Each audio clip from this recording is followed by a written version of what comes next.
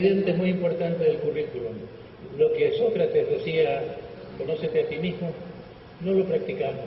Hasta el siglo XXI no se practica. La educación no lo ha hecho su tarea.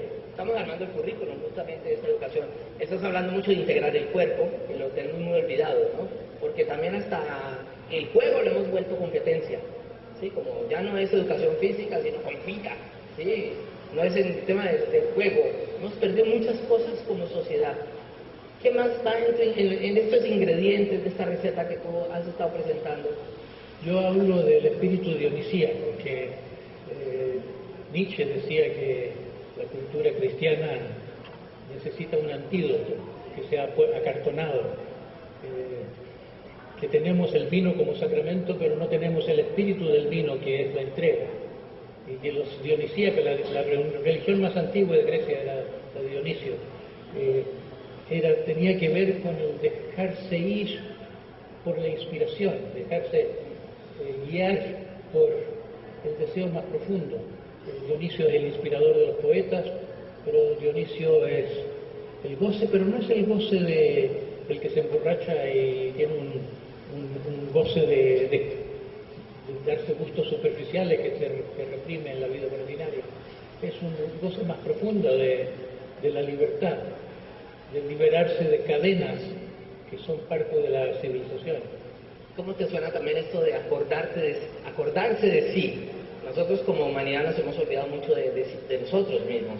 Vivimos mucho en la dependencia al aplauso, agradar al otro, vivir bien la vida de los otros, ¿no? La vida es ajena, debe ser para los demás, no para nosotros mismos. ¿Cómo te suena dentro de la receta acordarse de sí? Recuperar el alma. Recuperar el alma. ¿Cómo sería esto?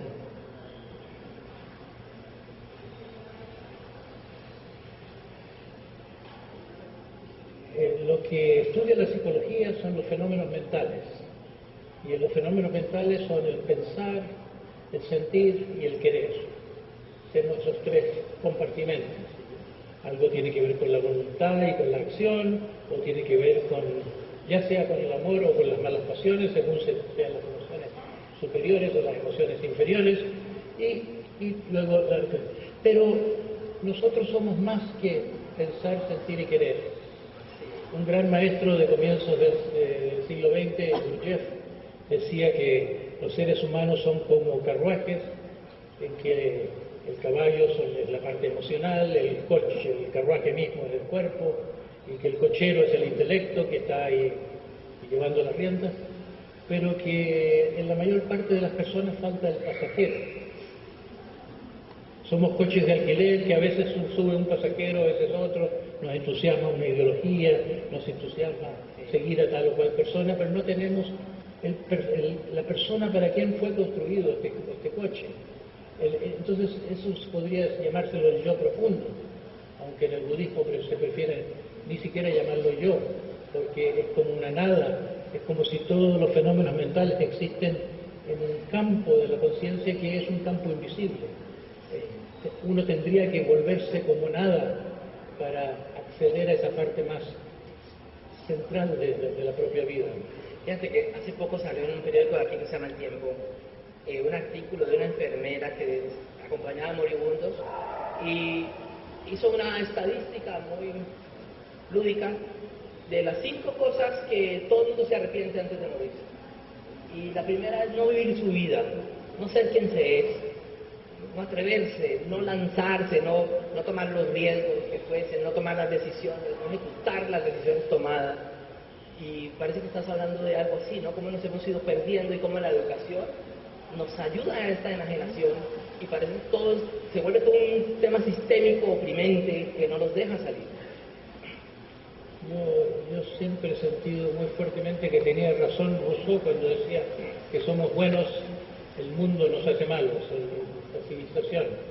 Que la civilización es una neurosis, lo que Freud decía, la neurosis universal, pero no se reconoce como tal. Perdí el hilo. Pero te está contando que la gente se olvida de vivir su vida. Ya estoy, este año cumplo los 80.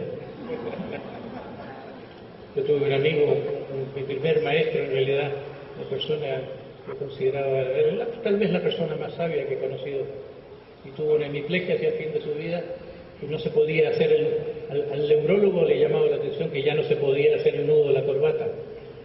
Y él, una vez que estuve, cuando vino el neurólogo, después que se fue, dijo, a estos neurólogos les importa que uno no se, ya pierda la capacidad aritmética y no sospechan que la conciencia sigue creciendo.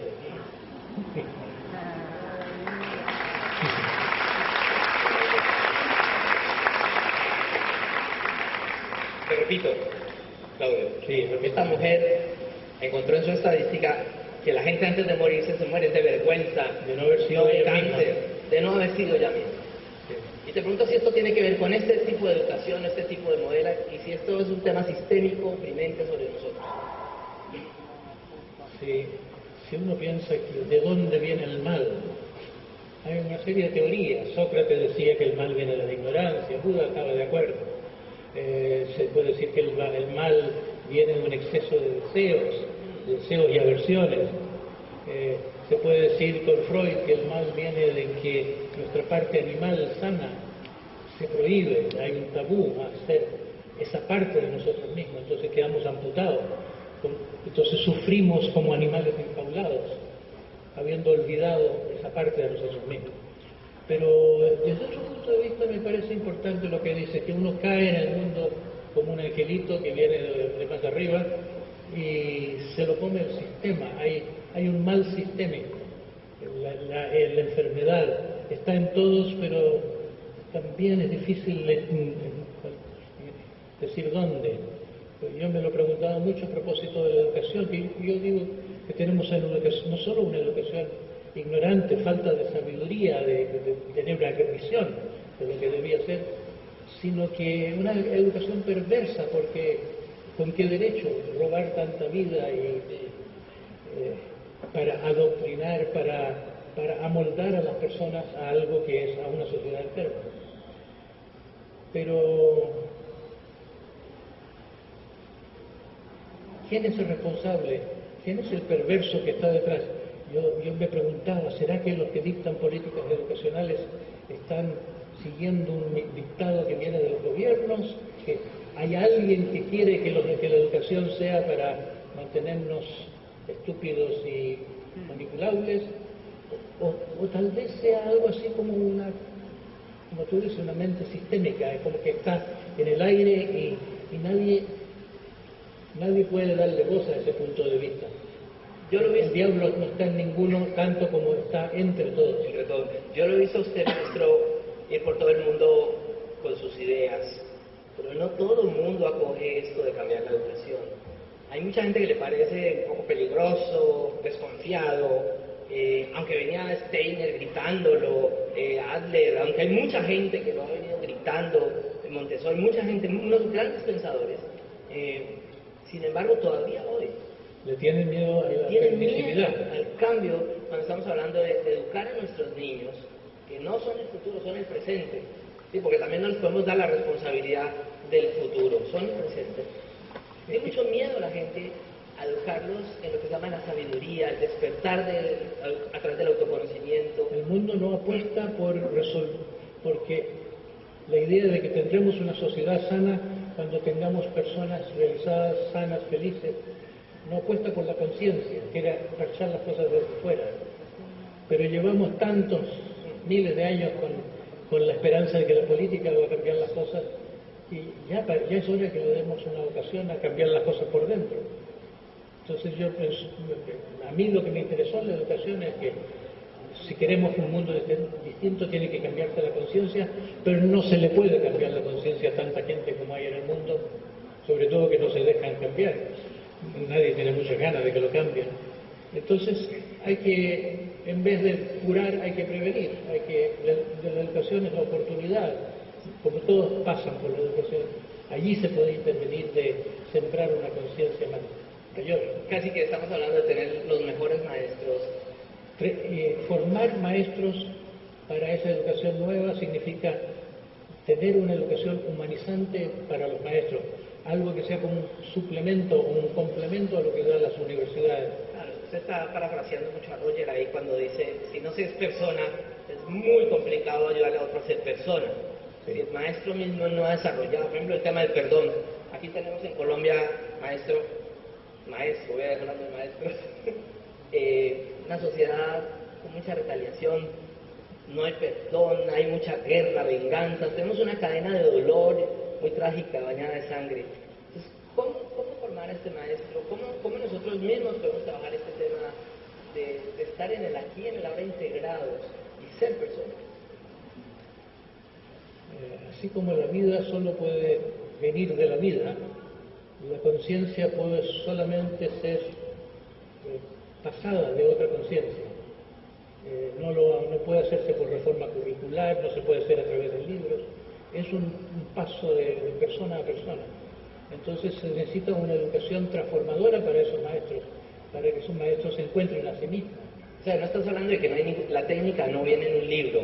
No, viene en personas en que hay que invertir mucho esfuerzo y ellos mismos tienen que nadar contra la corriente, ser buscadores, nadar contra la corriente de la manera ya obsoleta de ser que uno va reconociendo a medida que despierta.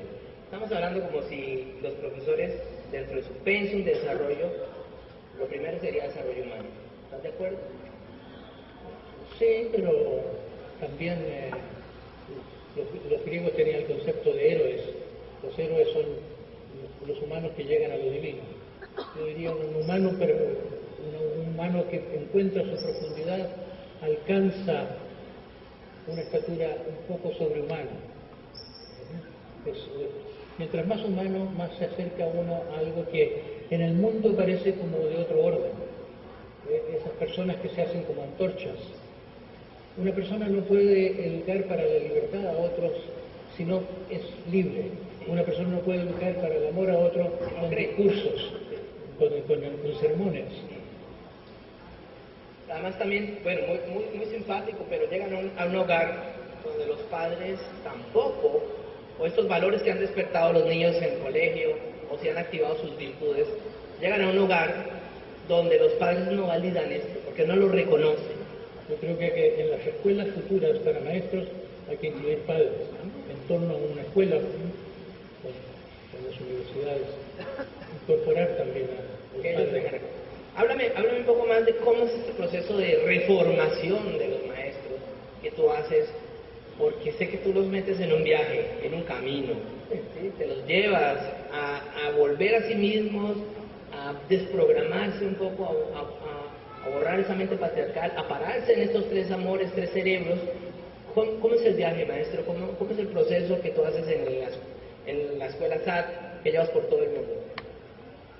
Bueno, desde un punto de vista externo dirías que el programa es un currículum, tiene una serie de elementos, especialidades, tiene meditación, mencionaste la terapia Gestalt, mencionaste la psicología de los eneatipos. Se me olvidó decir que él es el máximo representante del Enneagrama en Occidente.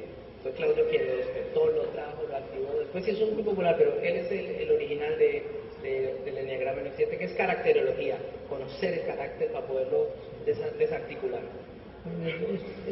No es algo tan nuevo porque la doctrina de los pecados capitales y la idea de la redención del pecado, de que hay que purificar los pecados para llegar al meollo de la chispa divina dentro de cada uno, eso es muy antiguo, pero se ha vuelto doctrina muerta. Entonces un verdadero conocimiento de cómo es el mundo de la envidia, el mundo del orgullo, el mundo del miedo, porque también está ahí la cobardía, el mundo de la vanidad. El enneagrama se llama enneagrama porque trabaja con un sistema de 9 y no 7 pecados, pero eso también está en los escritos antiguos. Entonces, mientras más se conoce nuestra máquina, mientras más se conoce nuestro mundo condicionado, el viejo Adán, como se lo ha llamado a veces, mientras más se conoce eso, más uno lo mira desde fuera, más uno se siente que uno no es eso. El autoconocimiento es transformador porque ayuda a mirar las cosas desde fuera, a mirarse desde más arriba. La Odisea, yo me he identificado mucho con Ulises, que vuelve a casa. A todos nos toca volver a casa en algún momento. Hay una parte del viaje que es ir, y hay otra parte del viaje que ya cuando está más viejo uno de volver. Uno va a liberar Troya, uno va a hacer la gran batalla, liberar a la princesa, pero eso no es tan difícil como el viaje de vuelta. Por ejemplo, un detalle, cuando Ulises vuelve a casa, se encuentra con lo que Homero llama los pretendientes. Su palacio está ocupado por usurpadores, y le están robando sus robaños, se están devorando su patrimonio, digamos, en sus banquetes. Yo he tenido muchos pretendientes en mi vida. A mí me han robado mucho mientras yo andaba en mi viaje interior por otras tierras. Y cuando voy llegando a casa, me encuentro con que tengo enemigos. ¿Te disfrazarás de mendigo? Ya lo he hecho. Sí.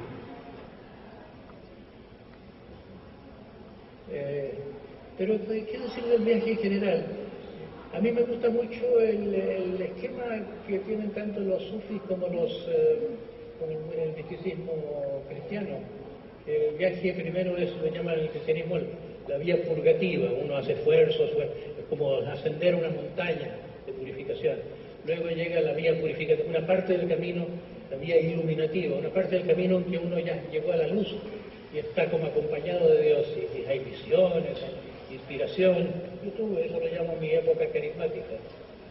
Y después viene el bajar de la montaña sagrada en la noche oscura del alma.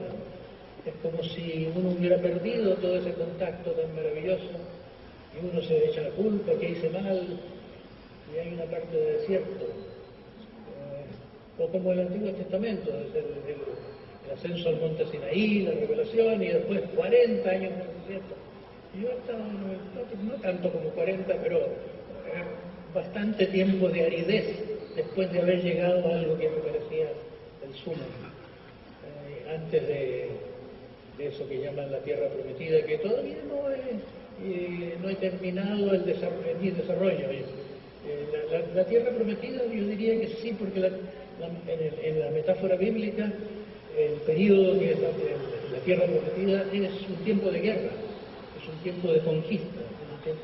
Yo he sentido que de vuelta del viaje, así como Ulises tiene que sacar su flecha y matar a los pretendientes, yo he estado como reconquistando incluso espacio dentro de mi propio cuerpo. Es como si me hubiera ido a un espacio extático, pero abandonado el contacto con el mundo. Y Claudio, si te murieses, ¿qué te falta? Yo tuve un periodo en mi vida que fue un retiro que hice en el desierto, antes de entrar a eso que llamo la fase carismática. Yo tuve un periodo en mi vida en que me sentí en Dios, absorto, es como haber entrado al cielo.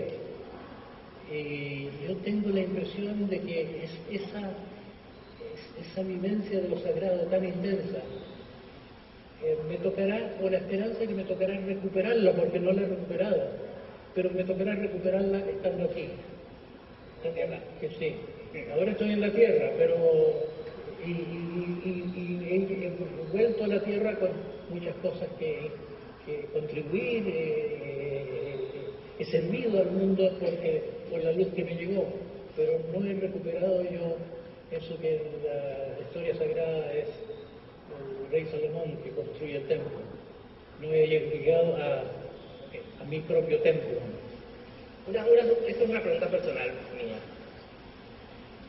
Pues yo empiezo con las preguntas. ¿Es el perdón un nivel espiritual? Claro que sí. Eso que se llama el camino del amor en el cristianismo, no se puede sin pasar por la puerta del perdón. Y el perdón significa que uno puede ponerse por encima de la propia máquina, porque la propia máquina odia por las cosas, por los males recibidos. Está muy en nuestra parte más ordinaria de la mente, somos vengativos y colectivamente, lo que llamamos el sistema de justicia. un sistema de venganza sistemática. Sí. No le hacemos muy bien ni a las personas, ni a los criminales, ni a sus familias, ni al mundo, al agrandar nuestras cárceles más y más, hasta que ya no cabe más gente. Entonces, el perdón es como poder morir al pasado. Yo creo que funciona el perdón cuando uno perdona al otro y se perdona a sí mismo también. Ok, Claudio. Bueno, alguien, yo no estoy viendo para allá, pero alguien tiene una pregunta que quiera hacer a Claudio, Va a ser difícil ver las manos. Sí, pero aquí hay una mano muy cerquita. ¿Y tiene micrófono, señora? Sí. Sí, señor. Sí. Muchas gracias.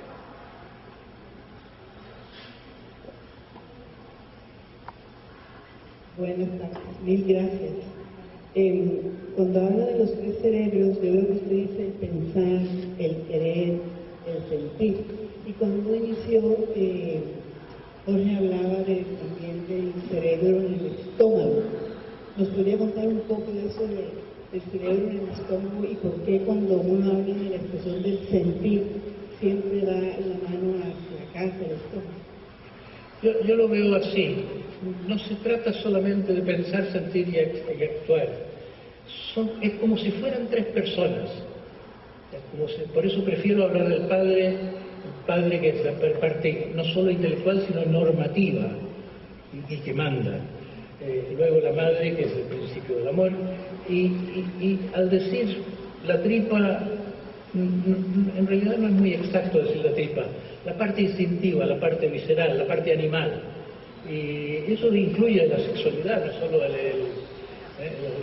los grandes instintos son el comer y el coger, como dicen los mexicanos. Entonces, yo creo que si lo vemos como tres personas, se le puede entender esta trinidad interior como tres formas de amar. El amor de madre es un amor caritativo, es un amor empático. El amor que tiene el niño al padre se transforma en el amor a los ideales. Es como un amor que mira al cielo. Y el amor al niño interior es un amor más simple, es como lo que a veces se llama eros, que no es el placer genital solamente, es eros ya en el vínculo tierno de madre e hijo. Está el eros, la caricia, la ternura. Y cuando nos enamoramos estamos buscando recuperar esa ternura de la madre, sentirnos queridos, acariciados de esa manera. Entonces yo creo que tenemos esas tres maneras de amar. El eros, el ágape, como se dice tradicionalmente, y filía, para usar otro término griego que usaban los griegos para la amistad, que es el amor admirativo, el respeto, el amor que está detrás del fenómeno religioso, cuando se le rinde culto a algo, cuando se adora, el amor a adoración, que puede a veces sentirse por un humano, se puede adorar a una persona, es casi blasfemo adorar a una persona, es como si a Dios, pero cuando se produce eso es porque uno ve lo divino en el otro, porque ve lo más profundo en el otro, y allí sí que hasta el sexo se pone mejor. ¿Otra preguntita? ¿Otra pregunta por allá? Bueno, no tienes una pregunta, es una reflexión a la que he llegado de tanto asistir a encuentros en donde se habla de un cambio, ¿sí? Se habla de un cambio que hay que hacer, que hay que resurgir, que hay que asumir cosas y reaprender. Y el problema que yo me planteo, luego de salir de acá, las personas de acá se replantean, existe un mecanismo que nos lleva a decir, puedo hacerlo y voy a cambiar, porque el cambio no solamente es del sistema educativo, el cambio es de todo, es la posibilidad de decir que quiero cambiar mi vida y que voy a hacer cosas buenas y positivas, y que quiero resurgir y ayudar y contribuir a la sociedad. Lo que yo quiero es que no sea un discurso muerto, es cómo hacer que estas palabras lleguen a todas las personas y que reasuman su vida y retomen una manera de ver la vida diferente, con amor, y que esas palabras en serio lleguen a todos y que haya un cambio en realidad. Para que las palabras no se queden en palabras, tiene que haber en las personas un espíritu de búsqueda, tiene que haber un deseo de ir más allá de su estado actual. Es como que estamos enfermos pero no nos damos cuenta de que estamos enfermos. Los chamanes, por ejemplo, llegan a ser chamanes a través del reconocimiento de su enfermedad. Es como que es un sufrimiento tan grande que mientras no entran en este camino interior y se curan a sí mismos, no pueden hacer nada por el otro. Entonces, uno que tiene este espíritu de búsqueda tiene no un camino, tiene, yo diría que 5 caminos. Hay varias cosas que uno tiene que desarrollar porque tiene la mente distintas facetas. Está el amor, está la libertad, está la devoción, que es un amor más allá del mal humano, está el autoconocimiento, y eso que llamamos la sabiduría, ¿en qué consiste? Yo creo que el fondo de la sabiduría es el desapego, y el desapego es lo más difícil de explicar, porque somos criaturas del mundo y nada parece más estúpido que renunciar a cosas mundanas. Parece que fuera un discurso antiguo, que eso que el mundo es del diablo y que hay que renunciar a... Yo no creo en renunciar al cuerpo, pero sí creo en renunciar a las pasiones, y hay una gran confusión, como si las pasiones fueran lo mismo que el cuerpo. Tú también hablas de una cosa que se llama el espíritu de contagio, que cuando uno se compromete consigo mismo y se mete en este viaje del cambio de eso contagio. También dejar de preocuparnos por nosotros, empezar el camino, empezar a andar, no estar viendo si alguien arranca o no arranca, empezar. Hay un cuento chino que no sé si es real, pero es un buen cuento de que el emperador consulta a un sabio de cómo poner orden en su imperio. Entonces el sabio le dice, primero tienes que comenzar con tu provincia. Ah, muy bien, ayúdame a poner orden en mi provincia. Bueno, primero tienes que poner orden en tu palacio. Viven aquí tantas personas. Así, eso me parece muy lógico. Pero ayúdame a poner orden en mi palacio. Primero tienes que poner orden en tu familia. Ah, sí. ¿Y cómo pongo orden en mi familia? Tienes que poner orden en tu corazón. Otra pregunta. Nosotros que somos estudiantes, ¿todavía hay algún consejo que nos pueda dar? Consejo a los estudiantes.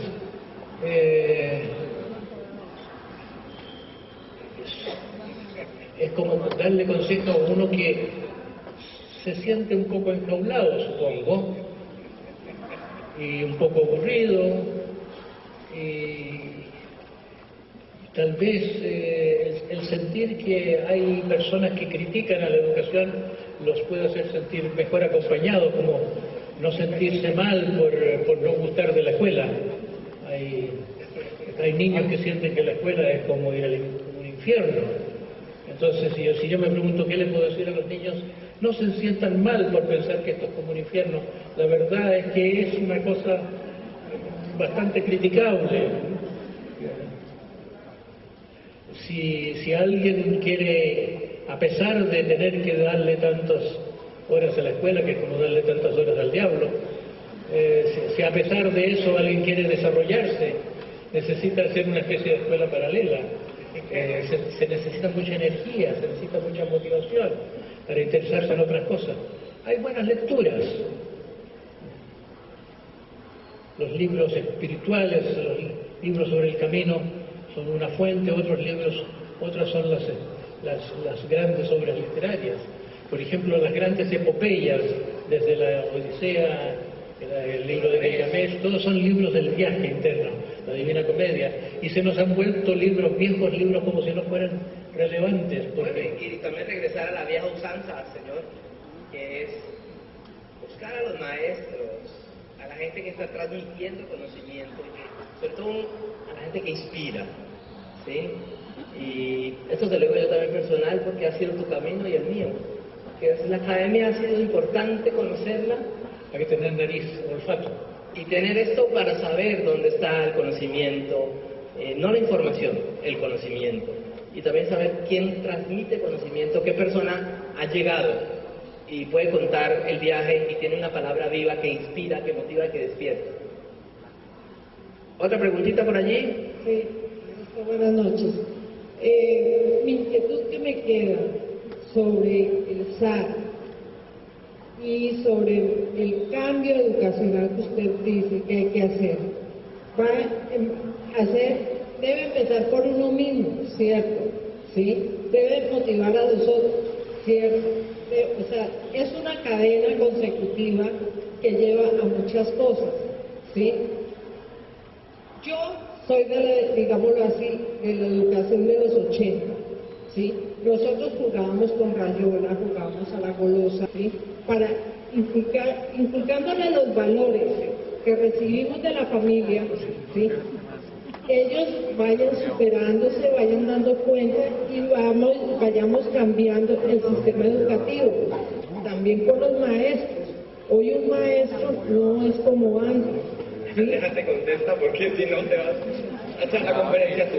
A mí muchas veces me preguntan qué es lo que hay que hacer, o padres que dicen qué puedo hacer por mis hijos.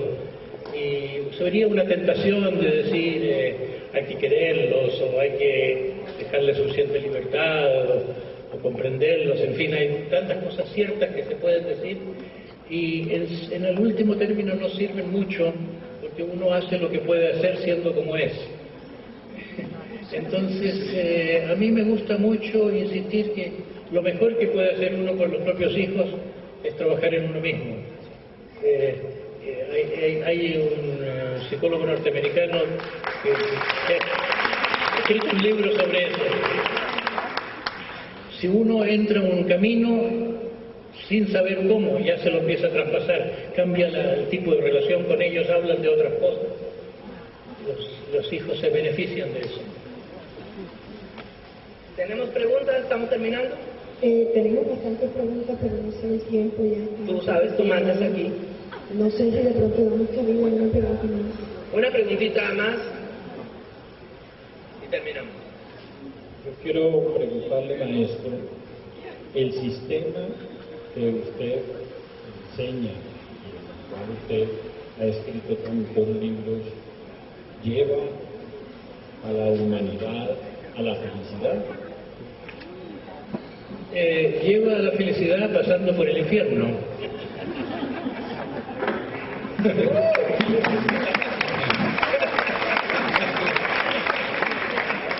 Porque es realista, que uno se va conociendo a sí mismo. Conocerse a sí mismo es un poco doloroso al comienzo. Hay que aguantarse de las cosas que uno ve, cosas que no son tan agradables. Lo dejamos allí. Muchas gracias, Claudio. Muchas gracias a todos ustedes.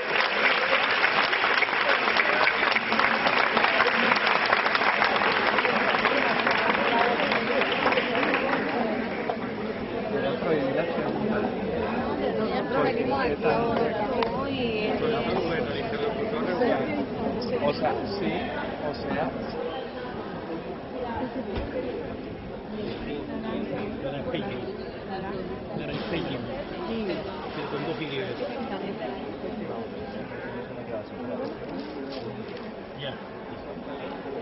Rosita, libro los caminos.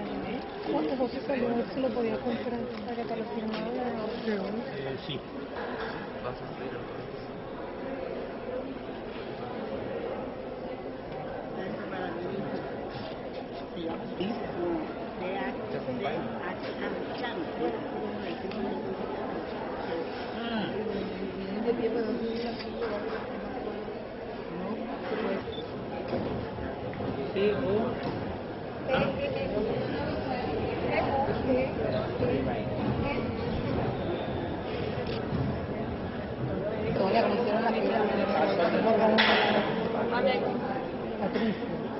No, yo a este hombre, yo ábrelo, niña, ábrelo.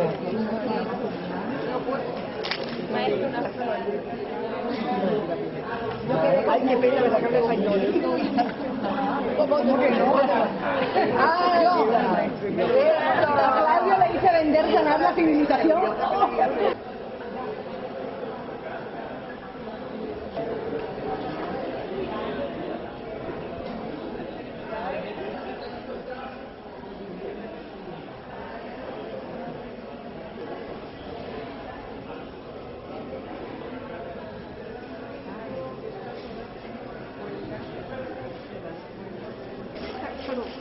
Qué pesar, mira, porque nosotros como unos bojos a conversar.